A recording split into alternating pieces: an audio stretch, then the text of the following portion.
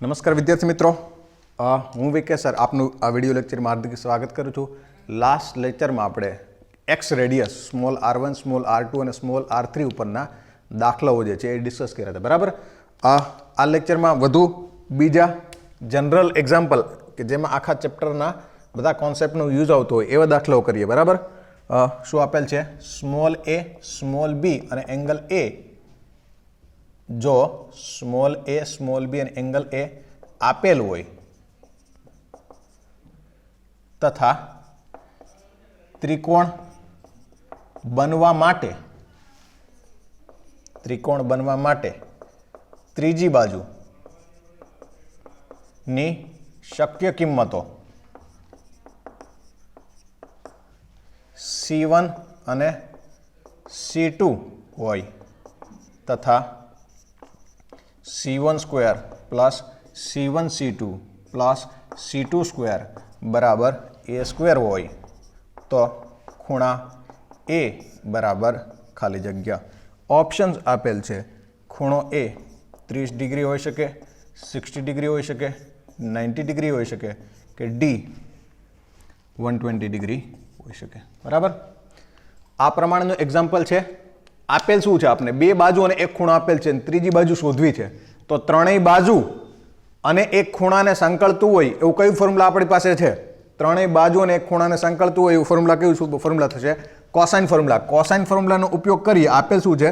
Small a, small b અને capital A આપેલ છે. જો ખૂણો a આપેલ હોય તો શું થશે? ત્રીજી બાજુ c જે છે એના બરાબર આપણે x ધારી લઈએ. ખૂણો a આપેલો એટલે કોસાઇન a નું ફોર્મ્યુલા યુઝ કરવું પડે. કોસાઇન a નું ફોર્મ્યુલા યુઝ કરીએ તો cos a બરાબર શું થશે? cos a બરાબર થશે b square plus c square minus a square upon 2b into c. cos a is equal શું છે? b સ્ક્વેર એટલે b સ્ક્વેર. c સ્ક્વેર ને શું ધારેલ છે? આપણે x ધારેલ છે તો x square minus x square upon 2bx. આમાંથી જો x ની શક્ય કિંમતો આપણે શોધવી હોય એનો મતલબ અહીંયા x સ્ક્વેર છે, x છે, આ જે છે શું બનશે? દ્વિઘાત સમીકરણ બનશે. તો દ્વિઘાત સમીકરણ બનાવવાની ટ્રાય કરીએ. આ 2bx ને મલ્ટીપ્લાય કરી દઈએ તો 2b into cos a into x બરાબર કેટલા થશે? b square minus a square plus x square.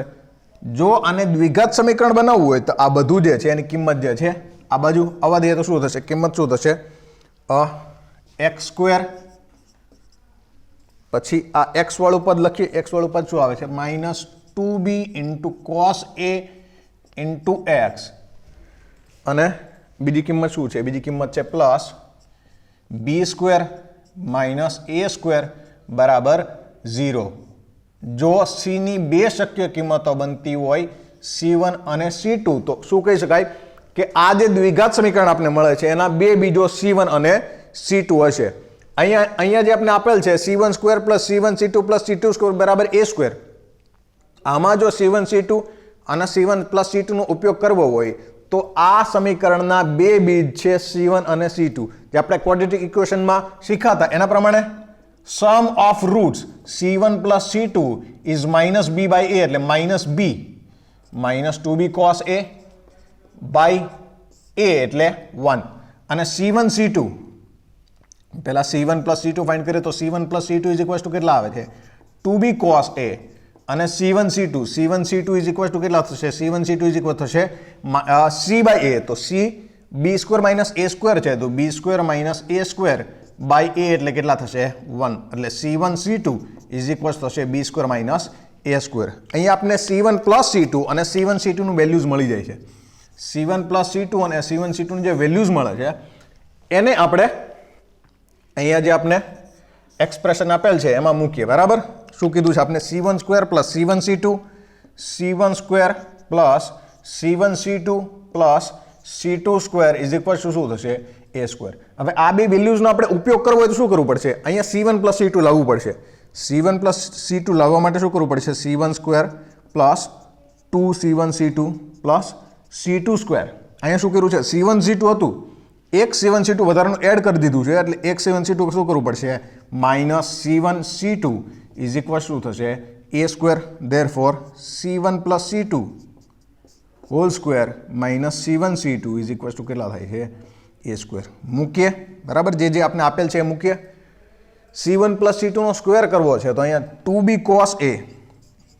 cos a whole square minus c1 c2 એટલે minus b square minus a square is equals to શું થાય છે, ઇઝ ઇક્વલ્સ ટુ થાય છે a square. Therefore કેટલા થશે 4b square cos square a minus b square plus a square is equals to શું થાય છે a સ્ક્વેર.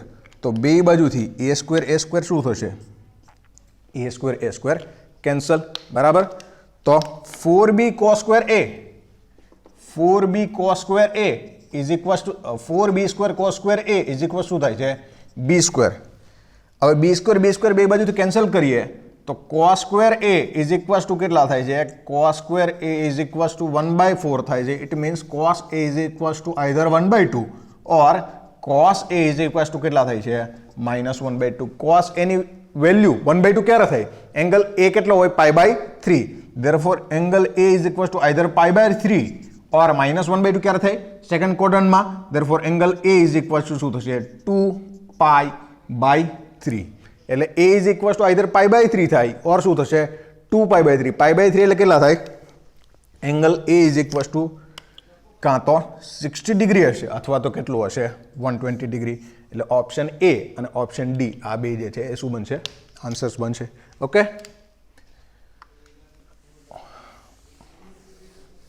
એનાથી આગળ વધીએ.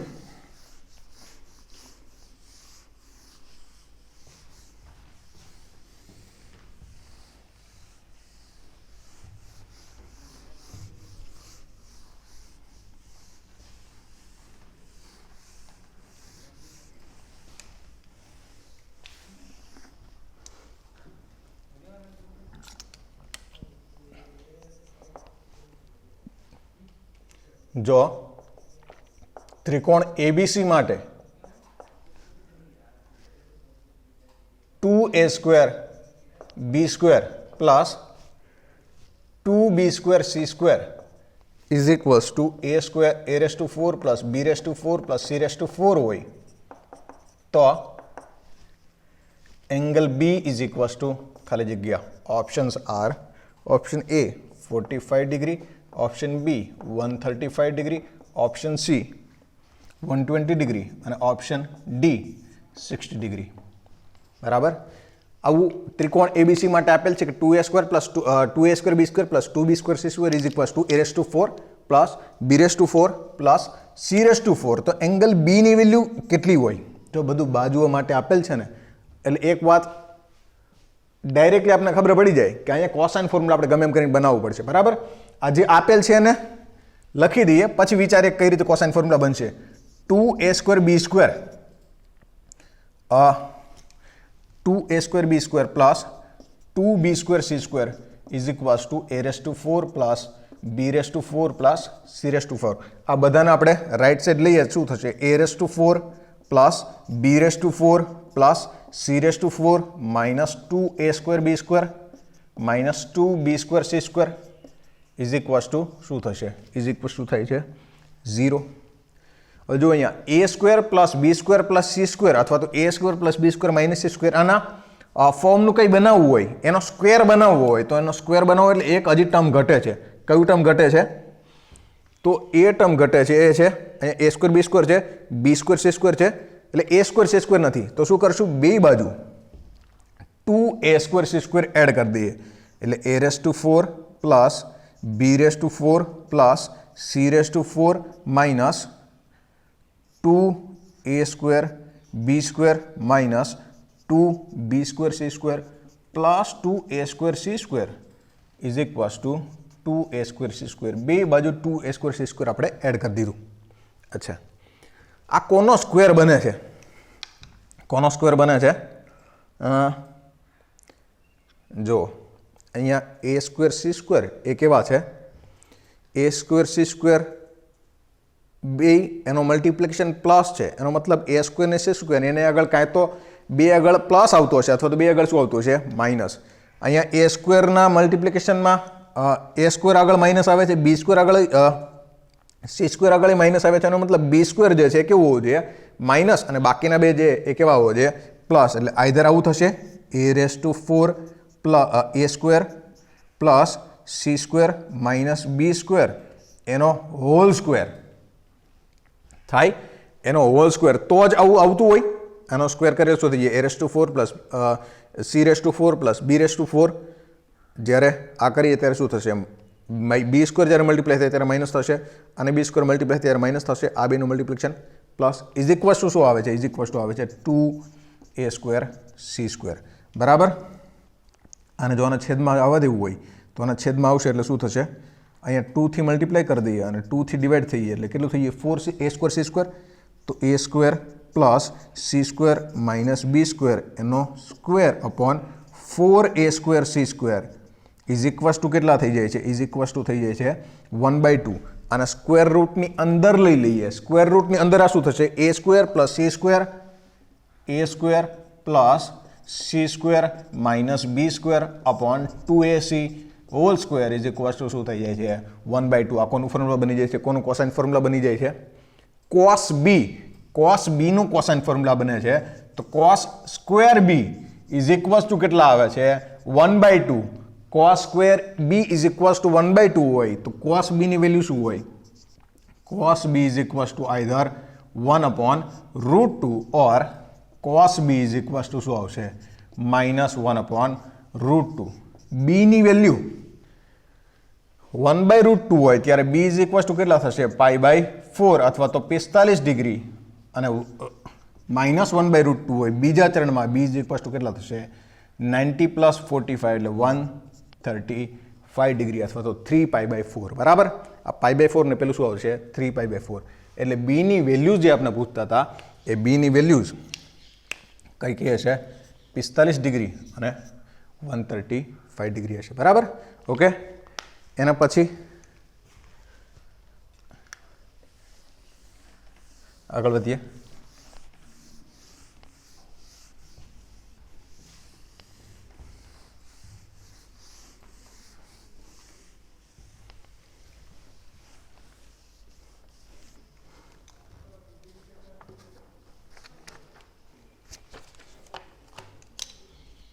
એના પછીના એક્ઝામ્પલમાં શું કીધું છે આપણે? જો small a is equals two 3, small b is equals two 4, small c is equals two 5 હોય તો તેની પરિત્રિજ્યા કેપિટલ R શોધો અને પરિકેન્દ્ર અને લંબ કેન્દ્ર વચ્ચેનું અંતર શોધો. પરિકેન્દ્ર અને લંબ કેન્દ્ર વચ્ચેનું અંતર શોધો.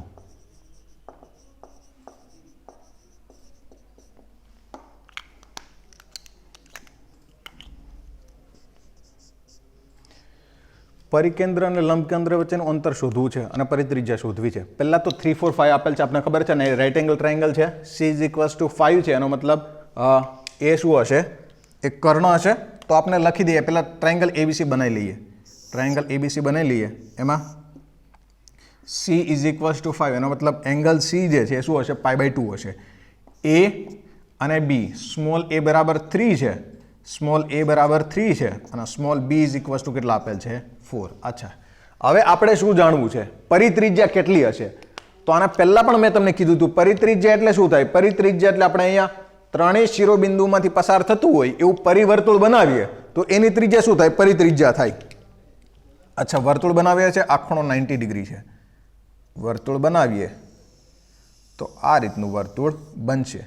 આ રીતનું વર્તુળ બને છે, આ ખૂણો 90 ડિગ્રી છે, આ ત્રિકોણ આપેલ છે. તો વર્તુળની અંદર ખૂણો ક્યારે 90 અંશ થાય?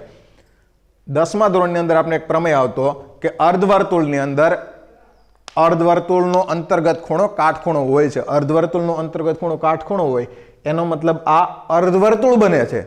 આ અર્ધવર્તુળ બને છે એટલે આ AB શું થતો હશે? AB વ્યાસ થતો હોય અને AB નું મધ્ય બિંદુ એબીનું મધ્યબિંદુ જે છે એ શું થતું હોય, પરિકેન્દ્ર થતું હોય. તો અહીંયાથી અહીંયા સુધીનું માપ એ પરિત્રિજ્યા અને અહીંયાથી અહીંયા સુધીનું માપ જે છે શું થતું હોય, પરિત્રિજ્યા. એટલે પરિત્રિજ્યા 2r બરાબર કેટલા થશે, c. r બરાબર કેટલા થતા હોય, r બરાબર થતું હોય c/2. r બરાબર કેટલા થતા હશે, r બરાબર થતા હશે 5/2. કાટકોણ ત્રિકોણમાં લંબ કેન્દ્ર કઈ જગ્યાએ હશે? કાટકોણ લંબ કેન્દ્ર એટલે શું કીધું તો આપણે? લંબ કેન્દ્ર એટલે ત્રણેય વેધનું છેદબિંદુ. એ બિંદુમાંથી વેધ દોરીએ તો આવી રીતે મળશે, બી બિંદુમાંથી વેધ દોરીએ તો આવી રીતે મળશે, અને આ બિંદુ સી માંથી વેધ દોરીએ તો આવી રીતે મળતો હશે. તો ત્રણેયનું છેદબિંદુ ક્યાં મળે છે? ત્રણેયનું છેદબિંદુ અહીંયા સી આગળ જ મળે છે. તો યાદ રાખો, કાટકોણ ત્રિકોણ જ્યારે આપણે આપેલું હોય તો કાટકોણ ત્રિકોણમાં લંબ કેન્દ્ર જે છે એ શું બને? લંબ કેન્દ્ર કાટખૂણાનું શિરોબિંદુ જ બને છે. લંબ કેન્દ્ર કાટખૂણાનું શિરોબિંદુ જ બને છે. એટલે કોની વચ્ચેનું અંતર આપણે શોધવાનું કીધું હતું? પરિકેન્દ્ર અને લંબ કેન્દ્ર વચ્ચેનું અંતર શોધવાનું કીધું હતું. પરિકેન્દ્ર અને લંબ કેન્દ્ર વચ્ચેનું અંતર શું થશે? ઓસી. એ પણ કોના જેટલું હોય? એ પણ વર્તુળની ત્રિજ્યા જેટલું જ હશે. એટલે પરિકેન્દ્ર અને લંબ કેન્દ્ર વચ્ચેનું અંતર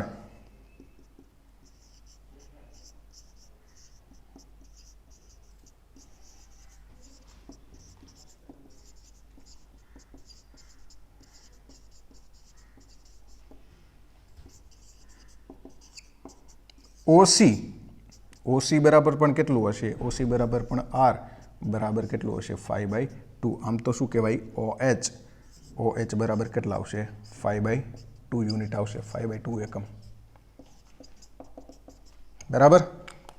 તો આ બંને જવાબો જે છે આપને મળી ગયા. પરિત્રિજ્યા પણ મળી ગઈ અને પરિકેન્દ્ર અને લંબકેન્દ્ર વચ્ચેનું અંતર પણ મળી ગયું. ખાસ યાદ રાખો કે કાટકોણ ત્રિકોણની અંદર પરિત્રિજ્યા જે છે એ કર્ણ કરતાં અડધી હોય, અને કાટકોણ ત્રિકોણની અંદર કાટખૂણો જે છે આ બિંદુ શું થશે? આ બિંદુ જ લંબકેન્દ્ર થશે. બરાબર.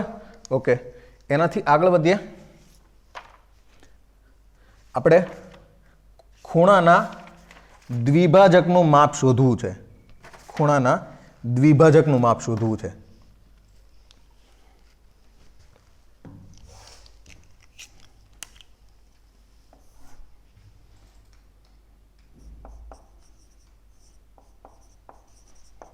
એંગલ બાયસેક્ટર એટલે ખૂણાનો દ્વિભાજક.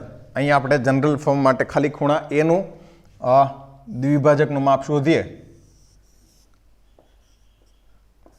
ખૂણા એના બે સરખા ભાગ કરતો આ રેખાખંડ છે,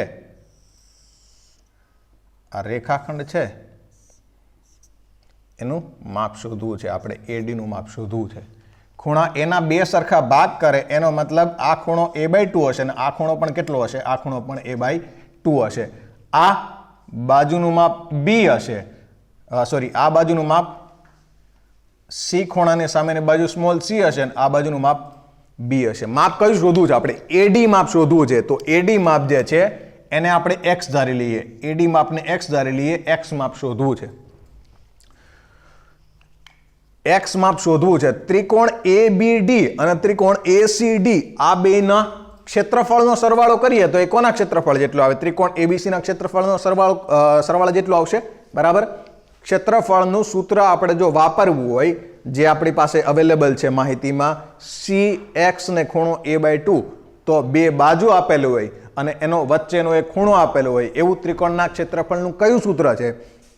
એવું ત્રિકોણના ક્ષેત્રફળનું સૂત્ર છે 1/2 BC sin A, 1/2 AB sin C અને 1/2 AC sin B. બરાબર. એટલે એ સૂત્રનો ઉપયોગ કરી આપણે એંગલ બાયસેક્ટરની કિંમત શોધવી છે. આપણે x ની કિંમત શોધવી છે. એટલે શું થશે? એરિયા ઓફ, આને Δ1 કહીએ, આને Δ2 કહીએ, તો Δ1 + Δ2 આ કોના જેટલો આવે? એનો સરવાળો ડેલ્ટા જેટલો જ આવે. Δ1 શોધવા હોય, CX અને a/2 ની મદદથી શોધવા હોય તો 1/2 C × x × sin એના બે વચ્ચેનો એંગલ કેટલો આવશે? a/2 plus Δ2 B × x 1/2 B × x × એના બે વચ્ચેનો એંગલ કેટલો આવશે? sin a/2 = ડેલ્ટા કેટલા થશે? 1/2 BC sin એ બરાબર.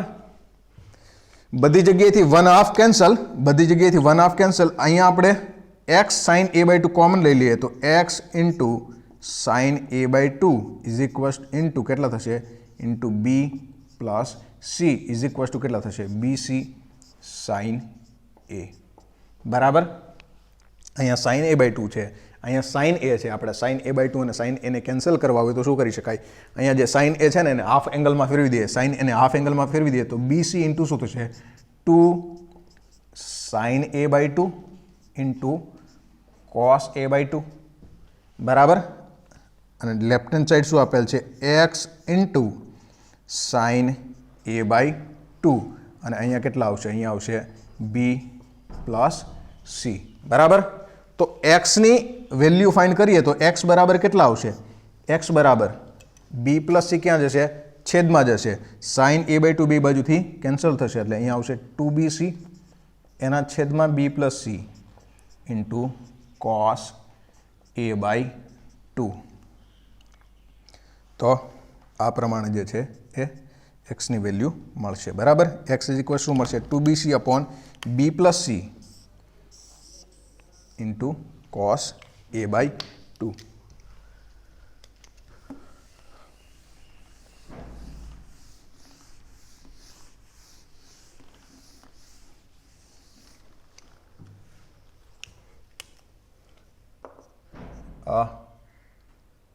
Angle bisector length of angle bisector of angle A is equals to 2bc upon b plus c into cos a/2. એવી જ રીતે angle bisector of angle b find કરવું હોય, જો easily આપણે યાદ રાખવું હોય તો જે બે બાજુ આપેલ છે, જે બાજુ ઉપરનો એંગલ બાયસેક્ટર ફાઇન્ડ કરવો છે અથવા તો જે ખૂણાનો એંગલ બાયસેક્ટર ફાઇન્ડ કરવો છે એના સિવાયની બે બાજુઓનો આ શું થઈ જાય? HM harmonic mean into cos angle by 2 બરાબર. એટલે એંગલ બી માટે શું થશે? એંગલ બી માટે થશે 2AC, એંગલ બી માટે થશે 2AC upon a plus c into cos b/2. Length of angle bisector of angle c is equals to શું થશે 2ab upon a plus b into cos c/2. આવી રીતે ત્રિકોણના ત્રણે ત્રણ એંગલ બાયસેક્ટર જે છે એ આપણે ફાઇન્ડ કરી શકીએ બરાબર. તો આ એંગલ બાયસેક્ટર છે. આના ઉપરના એક્ઝામ્પલ અને એંગલ બાયસેક્ટર પછી મધ્યગા શોધવા માટે, મીડિયન શોધવા માટે આનું ફોર્મ્યુલા અને એના એક્ઝામ્પલની જે વાત છે એની પ્રેક્ટિસ જે છે આના પછીના લેક્ચરમાં કરશું. તો અહીંયા સુધી આ લેક્ચર રાખીએ. જય હિન્દ, જય ભારત, થેન્ક યુ, આભાર.